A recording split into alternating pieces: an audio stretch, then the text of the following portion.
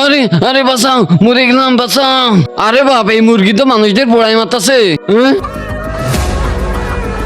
আরে মুরগি আমাকে মেরো না।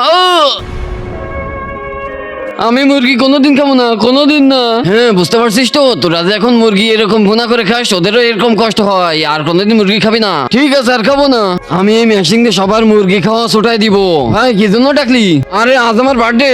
হ্যাপি বার্থডে ভাই। থ্যাংক ইউ ভাই। আর পার্টি? আরে এই জন্যই তো ডাকছি, চল আবুলের দোকান থেকে চিকেন বিরিয়ানি খাবো। চল ভাই।